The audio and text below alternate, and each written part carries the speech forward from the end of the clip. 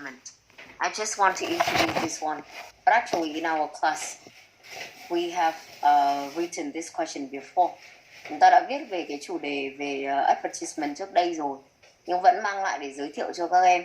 Và các em sẽ thấy là chúng ta luôn luôn có những cái câu hỏi trông có vẻ rất là quen thuộc, như là quảng cáo thì ngày càng trở nên phổ biến hơn.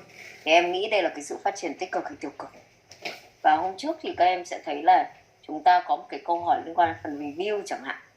Và đến với phần 3 như mình có giới thiệu rồi, là người ta có thể hỏi về review nói chung, người ta có thể hỏi về advertisement.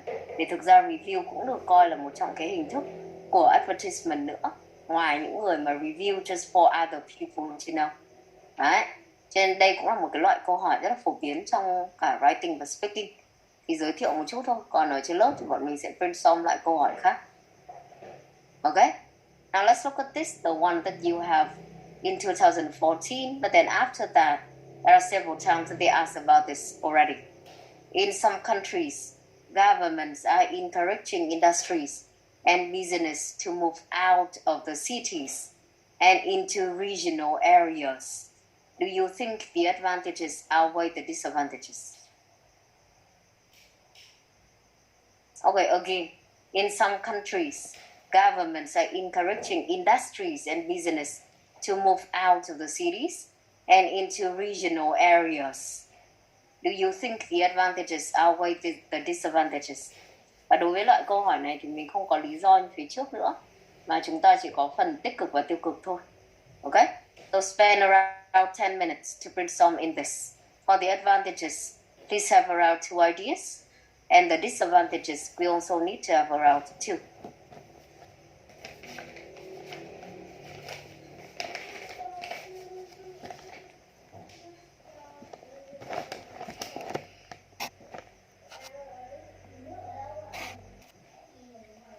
The factories are built in the city. There will be direct emissions that we inhale every day. Secondly, if government move industry and businesses to the rural area, there will be more jobs opportunity for people there. That's all. Okay, so basically, sorry, I have just been out for about 30 seconds. I do not know whether you recognize that. But anyway, I got 2 ideas here. Please correct me. Recording stopped. Something more. Okay, the first one that I heard from you, it is for the pollution. And the second one that you have just mentioned, it is about the job opportunities. Is there anything else that you have mentioned that I haven't caught it? Oh, that is. Okay, so for this one, again, I would say something about the 2 ideas that you have just mentioned.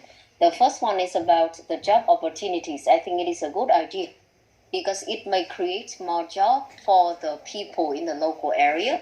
So that's why it would be good not only for them, but then for the whole community as well.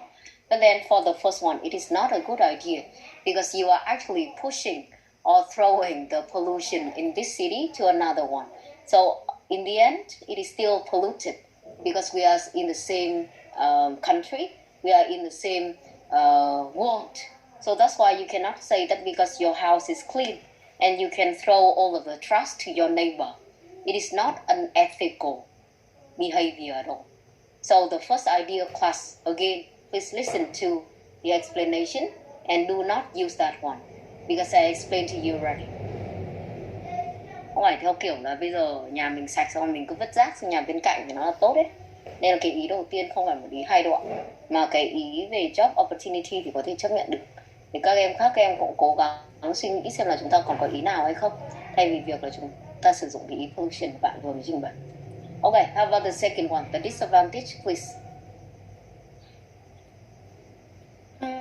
The disadvantages are the increasing costs when building new factories and infrastructure. Yeah, agree. Because when you move to another city, you have to move to another area. It seems like we have to build everything nearly again, and we need to have the cost for building the infrastructure or we need to have for factory, or even the time that you have to transport the materials from this place to another one. Okay, how about the second one? The second idea, please. The lack of qualified worker. Yeah, it could be one of the ideas that you can use, or it could be in the cost, but then you may want to break it into two. It's okay, because we need to hire some workers. Not everyone in the same place can go with us, and we have to hire the new one, and maybe the new one, when we hire them, we have to train them to be qualified for the job, or for them to be familiar with the job. So that's why it could be another cost that we have to pay for. Okay, thank you. So there are the two ideas in terms of disadvantage. And once again, class, you may have some more. It's up to you. But then you can take the reference from what Chen presented to the whole class. Now let's look at some of the summary that I have here, I think. For this one, for the ideas, you can have a look again. The first one, I don't think that Chen mentioned. It is we can reduce population density in cities. And when you reduce the population density in the cities, we may be able to solve some problems, such as the traffic congestion, the overload on hospital and school. Now you may learn in some private school or some international one. But then if you care about the public education system, you can see that in the primary school, maybe we have up to 50. Up to, I do not mean that all classes, but then we may have up to 50 students in a class. And it is because of the overload on the school, and it is also because of the population density that I mentioned before. Or you can see that in our city, or in some of our city, it is we have up to 10 million people. But then for other areas, for other cities, they may have just around 1 million. So it creates other problems. And the second one, the benefit, it is make use of raw materials in the countryside. And from that, we may have the reduction or save the cost of production. Ở những cái business industry thì các bạn sẽ thấy là họ cần phải có cái nguồn nguyên liệu raw material ấy, ở countryside, và khi mà chúng ta chuyển từ cái khu vực đó thì mình sẽ có thể tiết kiệm được một chút liên quan đến cost of production chẳng hạn. Còn có nơi thì không tiết kiệm được, cái này cũng không nói trước được, bởi vì cơ bản là nó là một trong cái nguồn cost mà chúng ta có thể suy nghĩ được. Okay, and the second one that we have, it is for the drawbacks and some of the ideas the friends did mention before. Lack of the skilled workforce in the countryside, poor infrastructure in rural areas may put a barrier to business activities. Và như vừa nãy bạn có nói là cần phải có cái nguồn ấy, có cần tiền để chúng ta có thể có factory, chúng ta có infrastructure. Thì đây nó cũng là một trong những cái drawback. And infrastructure in urban areas may be left underused. Những gì mà chúng ta có thể xây dựng ở cái khu vực city rồi chẳng hạn, thì mình có thể không sử dụng được, không chuyển hết được, và nó cũng gây ra một cái sự lãng phí nhất định. Okay, so there are some drawbacks that you may want to have a look, besides the ideas of benefits or drawbacks that Chen did mention.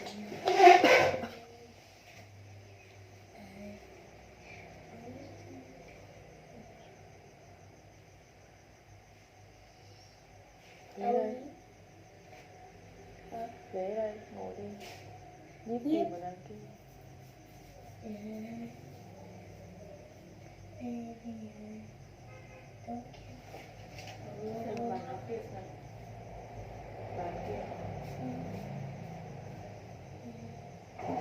Okay, so there are the two questions that we have in terms of advantage and disadvantage. Of course, it is just some ideas để cho các bạn tham khảo thôi. Chứ còn như cô đã nói rồi, có thể bây giờ trong lúc brainstorm các em đang có những cái ý khác thoải mái luôn. Nghĩa là chúng ta nhận xét được, chúng ta có thể support được những phần ideas đó. Còn có một vài ideas, ví dụ như vừa nãy bạn có trình bày mình thấy là nó không thuyết phục, hoặc nó có thể gây ra cái phần khó khăn trong việc mình support chẳng hạn, thì mình sẽ comment luôn. Ok? Và những cái câu hỏi khác thì mình cũng sẽ mang lại trong cái phần homework để cho các em có khả năng tự brainstorm được. Và khi đi thi thì cũng khuyên đấy, như vừa nói là chúng ta không chỉ có ideas mà chúng ta còn có cả phần từ vựng nữa. Thông qua những cái phần ý này thì các em thậm chí là có thêm một vài cái cụm cũng khá là tốt để bọn mình có thể sử dụng trong những cái topic này. Không phải là câu hỏi chính xác nhưng có thể là thuộc về topic mà của business industry hoặc cái việc move from the city. Okay, now let's move to the next one, the second type of question that we need to cover today. It is for the cause effect. And this one is also considered the two question type. Đây cũng có thể được coi là cái loại hai câu hỏi. Ở phía trước thì các em đã có một đề hai câu hỏi rồi, đúng không? Là chúng ta có cái phần liên quan tới lý do là gì và sau đó thì nó là negative và positive development. Và cause effect về cơ bản nó cũng tương tự thôi. Người ta sẽ cho em hai câu hỏi, có thể là cause effect, có thể là cause solution, có thể là effect solution, và chúng ta sẽ cần phải giải quyết cả hai loại câu hỏi này. Bây giờ mời các bạn sẽ nhìn vào một cái phần đầu tiên mà chúng ta có là một câu ví dụ đi. Nowadays, people waste a lot of food that were bought from shops and restaurants. Why do you think people waste food? And what can be done to reduce the amount of food they throw away? Ngày nay thì chúng ta thấy là mọi người thì hay lãng phí thức ăn mà mua từ các cửa hàng hoặc là nhà hàng. Thì tại sao mọi người lại waste food như vậy? Và chúng ta có thể làm gì để có thể giảm thiểu được cái tình trạng này? Reduce the amount of food they throw away. Đấy, thì đây là một cái câu hỏi cũng diễn ra vào năm trước, tháng 8 năm 2020.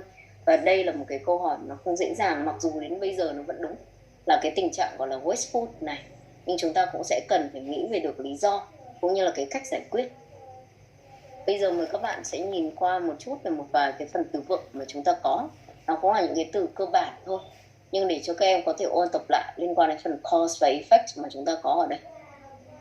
For example, in terms of cause, I just have some basic words. And once again, if any one of you that you do not know any, you may want to have a note. And be careful because they are not exactly the same. They just belong to the same category of cause. And you may want to check about the way that we use each of them. For example, after that we have the noun or noun phrase, or we can have verb ing, or any case that we can use that one rather than you have the cause in general. It is really important for us. Okay?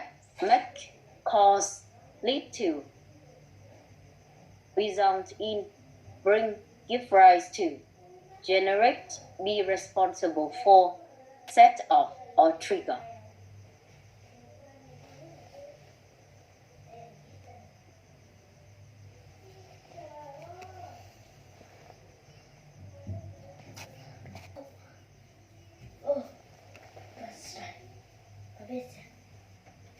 À thì ra mẹ vừa uống cái này chưa gì.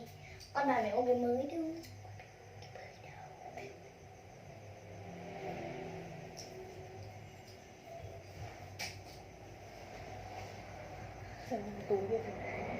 Okay, and some other words for us when we talk about the effect. Effect, impact, influence. Side effects, after effects, knock-on effect, repercussions or implications. Once again, một lần nữa các bạn, những cái từ theo kiểu là bọn mình thấy ở đây, ở từ này mới thế, nghe có vẻ hay hay nhỉ. Rồi after effects hay là repercussions chẳng hạn. Có bạn thì cũng đã dùng ở phía trước rồi, các em cũng đã biết cái hoàn cảnh mình sử dụng rồi. Những em nào mà các em chưa sử dụng từ này trước đây ấy, nó không phải y hệt theo kiểu effect hoặc impact đâu ạ. Nó sẽ có những cái sense khác, nói về long term effect chẳng hạn, chứ không phải là chúng ta có cái gọi là immediate hoặc là short term. Đấy là cái điều mà mình có nói phía trước, và các em cần phải tra lại nếu các em chưa sử dụng hoặc chưa thấy những từ này trong những hoàn cảnh nhất định, để chúng ta có thể sử dụng chúng một cách phù hợp.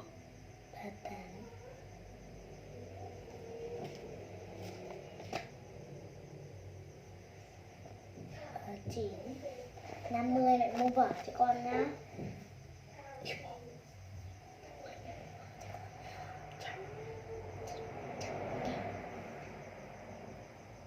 Vậy thì con làm văn cái gì được không? Thì đâu có phải là văn đâu.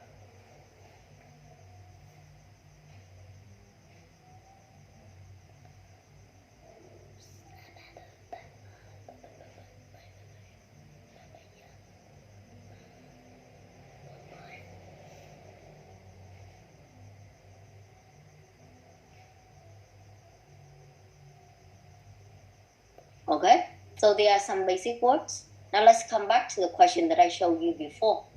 Xin mời các bạn quay trở lại cái loại câu hỏi này. Câu hỏi này của bọn mình ấy, thì có lần người ta đã hỏi liên quan đến effects. Theo cái việc wasteful thì nó sẽ dẫn đến cái consequence là gì ấy. Nhưng đối với cái đề chính xác mà mình cho các em ngày hôm nay là vào tháng 8 này là chúng ta đang có 2 câu hỏi liên quan đến việc là lý do và cách giải quyết.